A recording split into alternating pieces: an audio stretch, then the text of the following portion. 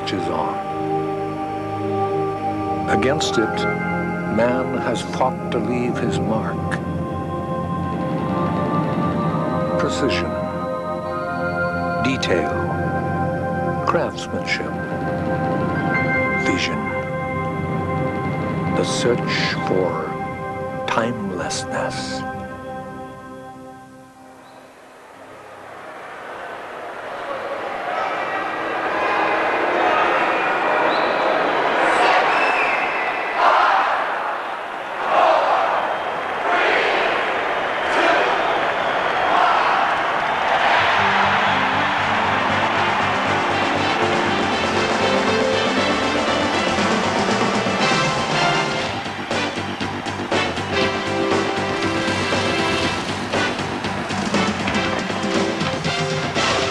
There were 50,000 people sitting in the audience, people who would come from all over, from all walks of life, and all of a sudden we were sitting there and it was showtime. This was it.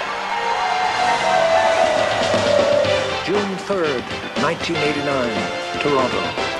SkyDome opened to the world.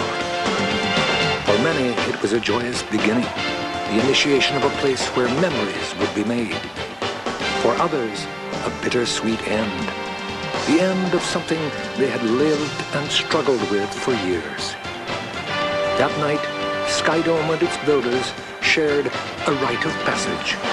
They had taken a once-in-a-lifetime opportunity and made for themselves a place in history.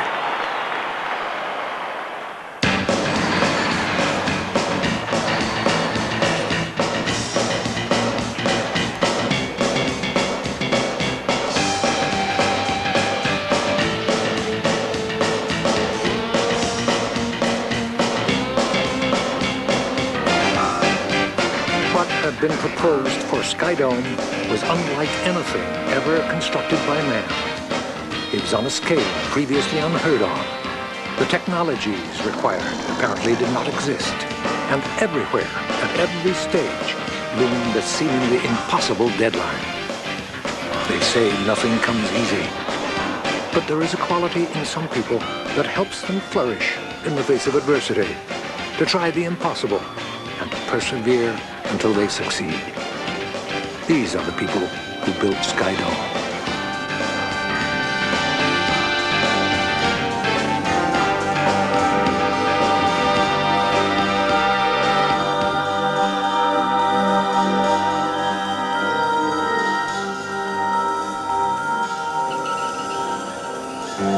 The provincial government announced very early in 1983 that the idea of building a covered stadium in Toronto would be investigated. It was going to be the first retractable roof stadium ever built. So it is a very important project in architectural and engineering history. So it's like building the Eiffel Tower. I'm Roderick Robbie. I'm an architect and planner. The trick here was not to have some new fancy cable-supported something or other, because making it move was problem enough without having the basic engineering unknown as well.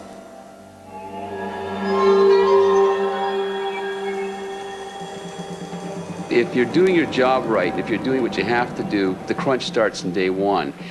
And everything that happens has its time and place to happen before the next event can happen. And that's really your basic scheduling. And we had to watch that. We had to make sure that we did our A before we could do our B, and that meant watching the program from day one.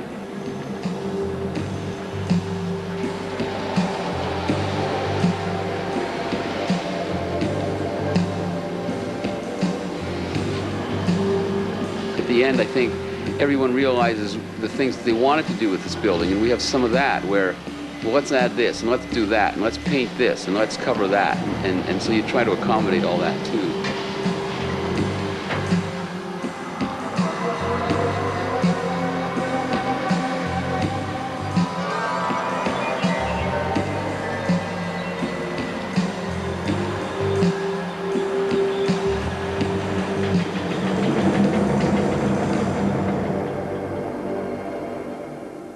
I think we got to re-examine this. I've had a hard look at it over the weekend. I'm Michael Allen, and I'm a professional engineer. Structural engineering is my discipline. Basically, we agree now that it's a round building, right? It's got to be a round building. The idea was out there, you know, to have this dome stadium with a roof that could retract as completely as possible, and leave you with an essentially an open-air stadium. But to achieve that and to do that was a real problem. Yeah. No, unfortunately, I mean, that's basically a square roof on a round building. We want a round building. Yeah, we've come to that conclusion, that it had to be a round stadium. We also want to have the telescoping principles intact. So it was sitting there, basically doodling away, thinking about a round stadium, and it started from just thinking of like half a grapefruit sliced in half, and you've got this shell, and it's going to be a number of panels that want to telescope. How do you do it? The germination of an idea, the spark of ingenuity, the moment when something whispers, yes, here's how it can be done. An elusive yet satisfying process. Creativity is often merely discovering what is already there. Inspiration can spring from the oddest of sources. Nature builds simplicity into its solutions, and simplicity breeds elegance. The steel entered our soul, and we decided we were going to try and win this thing.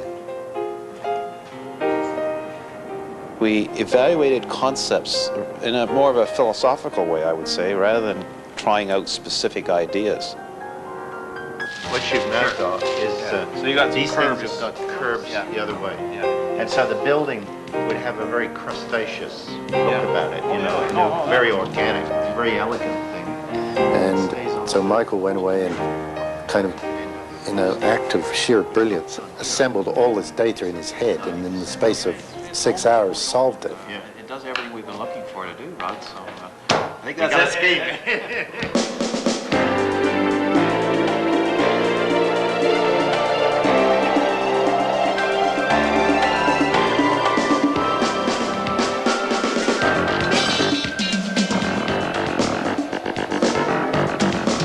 They call me the hammer. I used to carry a 6-pound sledgehammer, and I'm pretty good with my hands. That's actually what we do. We build it by hand.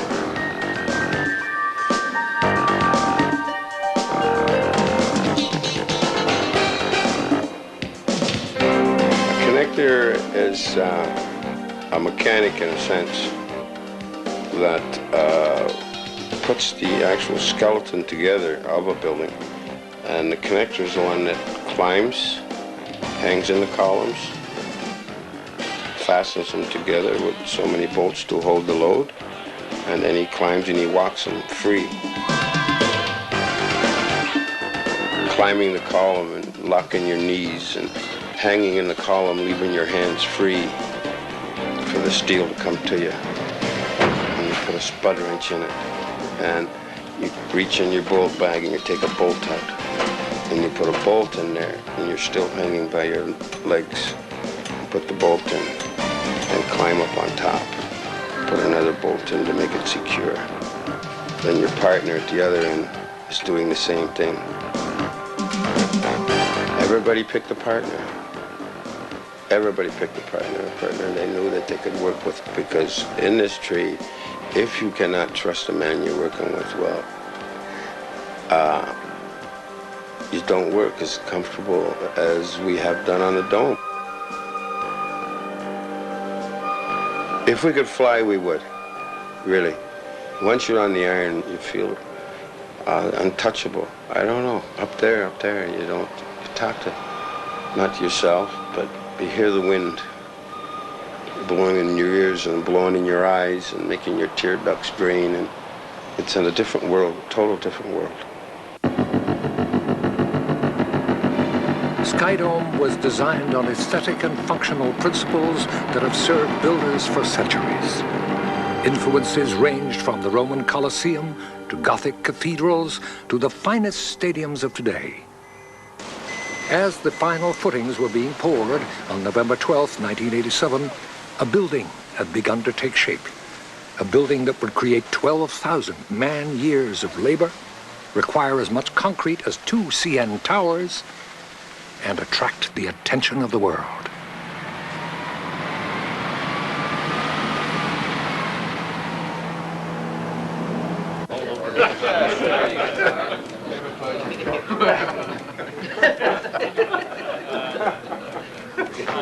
Oh dear, what's this?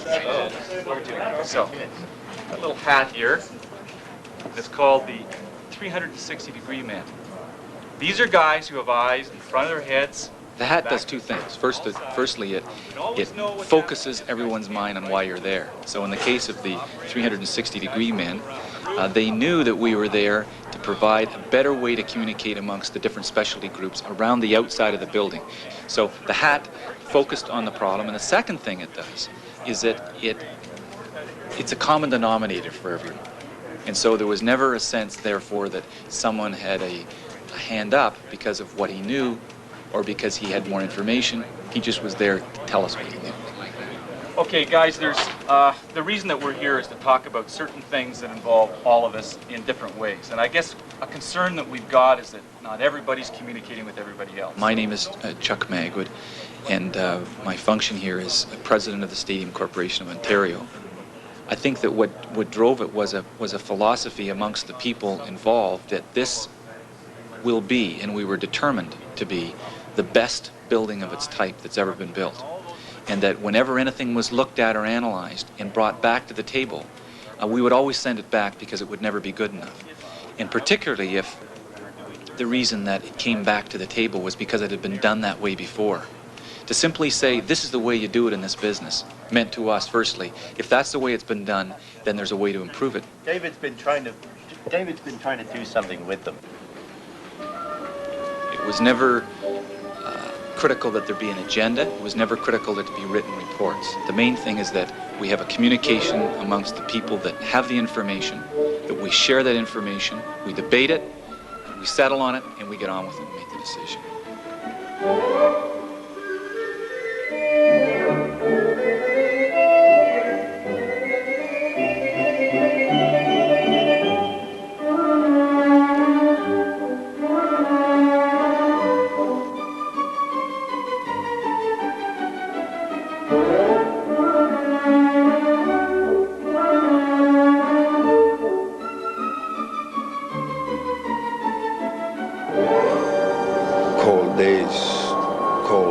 Cold days, working nights, so cold sometimes you can't even feel the nuts going on the bolts, and you don't know if the bolt's in your hand.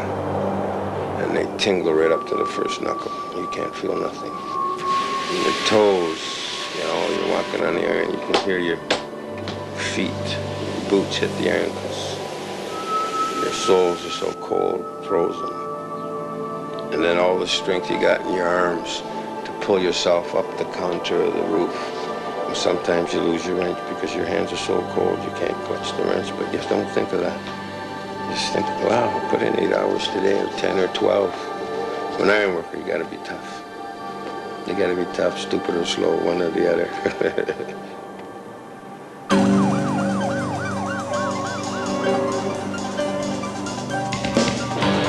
SkyDome was a series of logistic tests. Much of the material used to build SkyDome was prefabricated components built off-site and then transported to the construction site. And these pieces were not necessarily small, but vital.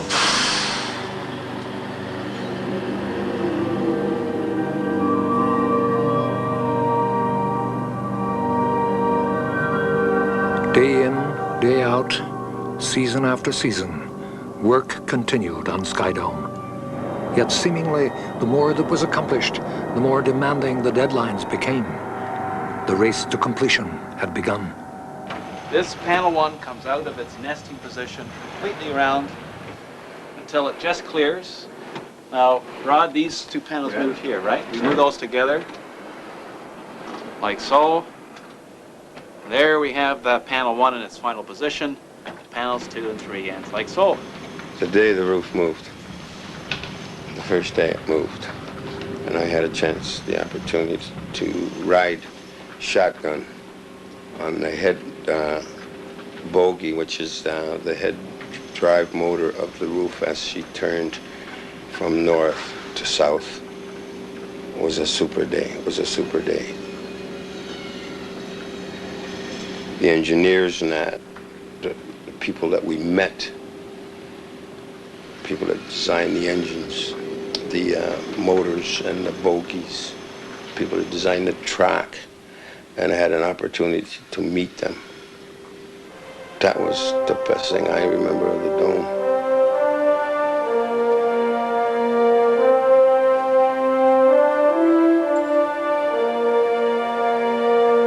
A dome, by definition, cannot open, but a roof may. SkyDome's roof was designed to command both the harshness and beauty of our environment. Strong enough to support 12-foot deep drifts of snow, the roof can slide open silently to allow in the sun. The entire roof structure is covered by a corrugated steel deck, acoustic and thermal insulation, then sealed by a white plastic membrane to ensure a climate-controlled environment.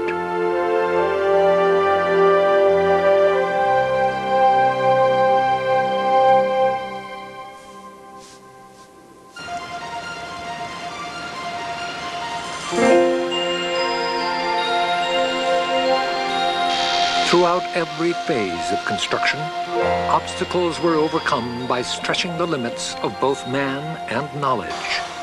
For instance, railroad technology, applied as never before, allowed the roof and seating sections to move. Constantly, SkyDome challenged its makers to ask and ask again, how can this be done better?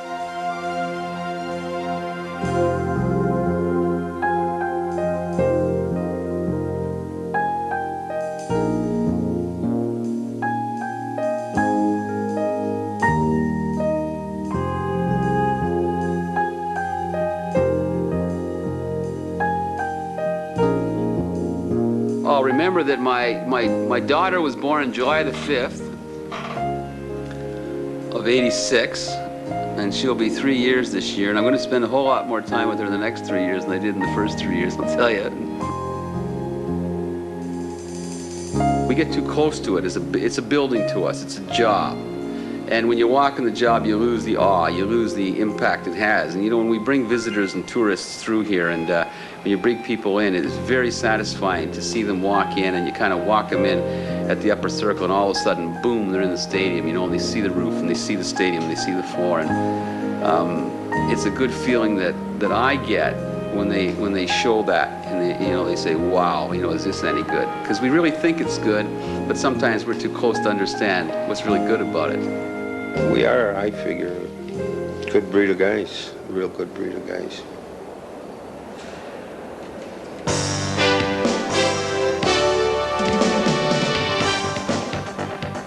SkyDome has become much more than a sports facility. Its original concepts have changed, grown. The stadium has taken new directions that make it like no other in the world. It was completely bananas. If people hadn't gotten together and pulled together as a cohesive unit, it just never would have happened. Live from the newest wonder of the world, the SkyDome in Toronto, Blue Jays baseball is on the air as a brand new era begins. Hello again, everybody. I'm Tom Cheek, along with Jerry Howard, as the Blue Jays and Milwaukee Brewers play Game 1 in this beautiful new state-of-the-art facility.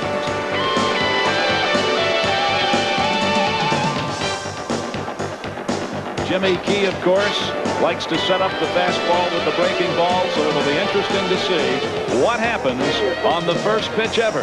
Key winds it up. Here's the pitch.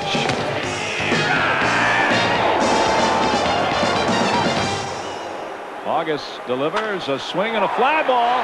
Hit deep left center. Hit way back there. Going. There it is. Number 1. SkyDome is finished, yet it is not complete.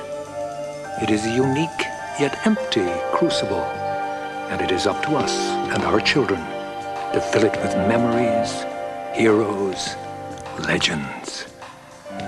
The qualities that create timelessness.